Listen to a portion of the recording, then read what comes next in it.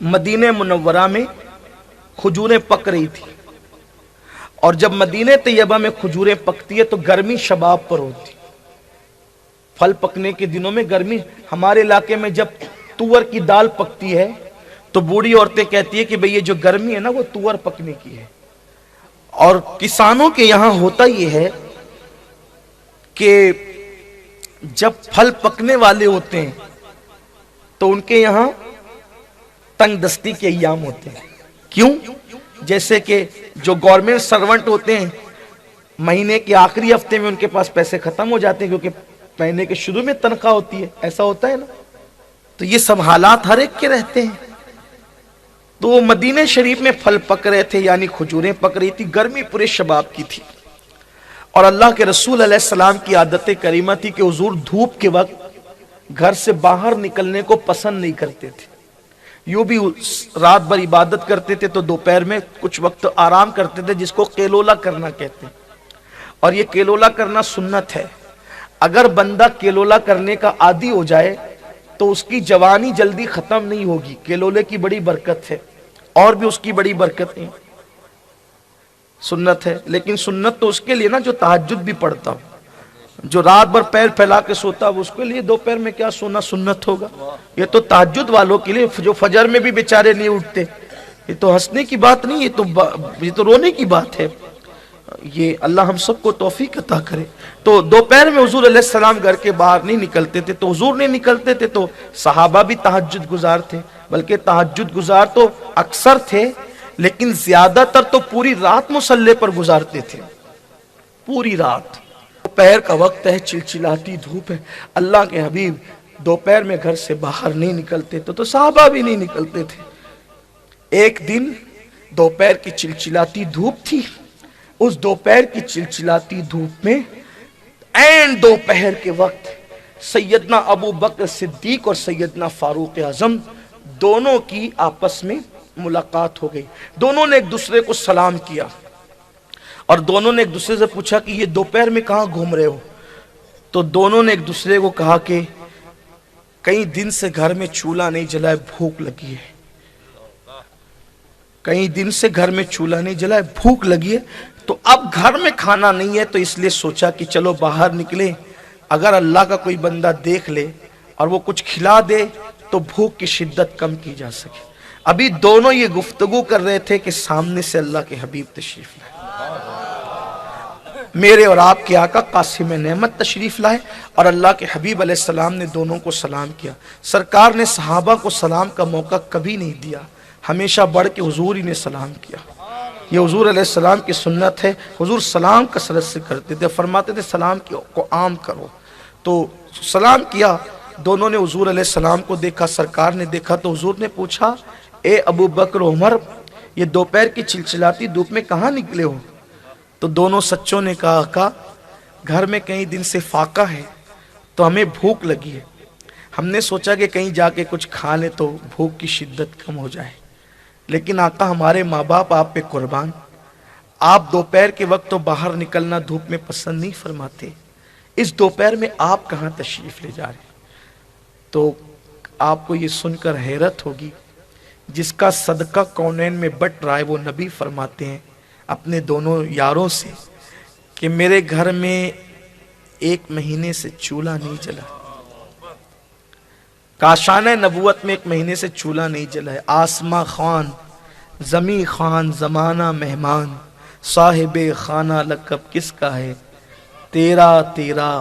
فرماتے ہیں 1 مہینہ ہو گیا میرے گھر میں چولہا نہیں جلا ہے، تو میں نے سوچا کہ دوپہر میں نکل کر کسی صحابی کو شرف بخشوں کہ ان کے گھر جا کے کچھ کھا لوں تاکہ بھوک کی کچھ شدت کم ہو جائے۔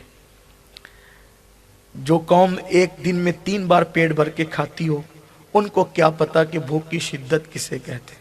ام المومنین حضرت عائشہ صدیقہ فرماتی ہیں کہ حضور علیہ السلام کے دسترخوان پر 2 قسم کے سالن ایک ساتھ کبھی جمع نہیں ہوئے، اور یہ آپ کی زندگی میں نہیں بیان کیا انہوں نے، حضور علیہ السلام کے وصال کے بعد کسی نے ام المومنین کو دعوت میں بلایا، آپ دعوت میں گئیں تو دسترخوان کو کھانوں سے بھرا دیکھا، تو دسترخوان کو کھانے سے بھرا ہوا دیکھ کر آپ فرماتی ہیں کہ یہ کیا ہے؟ ہم نے تو رسول اللہ کے گھر میں ایک دسترخوان پہ کبھی 2 قسم کے سالن نہیں دیکھے۔ فرماتی ہیں میرے نبی کا کھانا تو یہ تھا کہ پانی میں بھگا کر سوکھی روٹی کے ٹکڑے، پانی میں بھگا کر سوکھی روٹی کے ٹکڑے اللہ کے رسول علیہ السلام کھاتے تھے، کبھی سرکے میں بھگا کے کھاتے تھے، اور وہ بھی روز نہیں، کبھی کھجور اور پانی پہ گزارا ہوتا، کبھی بکری کا دودھ پر۔ یہ حالت تھی اللہ کے حبیب علیہ السلام کے گھر کی۔ تو سرکار علیہ السلام فرماتے ہیں کہ کسی صحابی کو شرف بخشنا تھا کہ ان کے گھر جا کے کچھ کھائیں، دونوں کو ساتھ لیا، کہا چلو فلاں کے گھر چلتے ہیں۔ ایک صحابی کے گھر گئے، المختصر یہ کہ اس صحابی نے بکری ذبح کی، سالن بنایا اور سالن سامنے رکھا، بکری کے گوشت کا سالن۔ روٹی اور بکری کے گوشت کے سالن کو اللہ کے رسول سید الطعام فرماتے تھے، کھانوں کا سردار۔ جب وہ روٹی اور سالن حضور نے دیکھا، تب کئی دن کی بھوک تھی صحابہ کی بھی اور حضور کی بھی، تو حضور کھانا دیکھتے جاتے اور روتے جاتے۔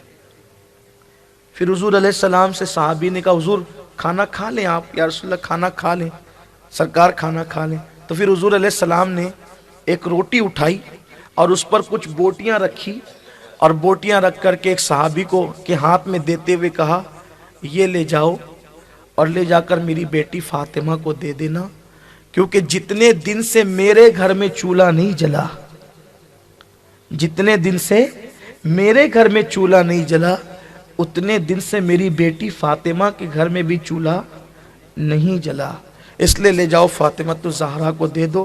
وہ روٹی گئی، سرکار نے کھایا۔ اب توجہ کریں، اصل میرے عنوان سے متعلق جو بات آتی وہ یہ ہے، سرکار علیہ السلام نے جب کھانا کھایا، کتنے دن کے بعد؟ کئی دن کے فاقے کے بعد ایک وقت چند روٹی اور چند بوٹیاں کھائی۔ جب کھانا ہو گیا، تب کھانے کے بعد اللہ کے رسول پھر رونے لگے، آقا پھر رونے لگے۔ صحابی نے پوچھا آقا کھانے سے پہلے تو فاطمہ کی بھوک کو یاد کر کے رویا، اب کھانے کے بعد آپ کیوں رو رہے ہیں؟ اب کھانے کے بعد رونے کی وجہ کیا ہے؟ آقا فرماتے ہیں اے میرے صحابہ، آج اللہ نے مجھے کتنا لذیذ کھانا کھلایا ہے نا، اب مجھے قیامت کا دن یاد آ گیا، اگر اللہ اس کھانے کا مجھ سے حساب لے گا تو میں اللہ کو کیا جواب دوں گا، یہ سوچ کے میں رو رہا ہوں۔ کون؟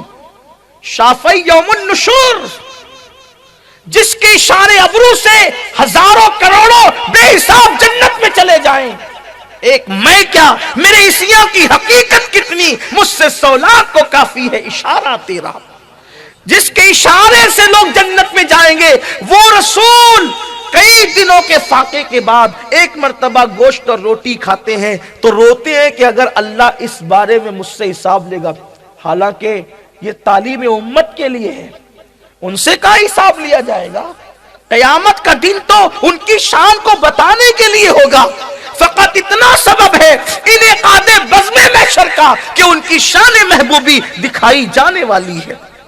لیکن تعلیم امت کے لیے تو میرے آقا صلی اللہ علیہ وسلم کے دیوانوں سوچو، اگر چند لقمے گوشت اور روٹی کے حضور علیہ السلام کھا رہے ہیں تو یہ فکر کر رہے ہیں کہ قیامت میں اس کا سوال کیا جائے گا تو میں جواب کیا دوں گا۔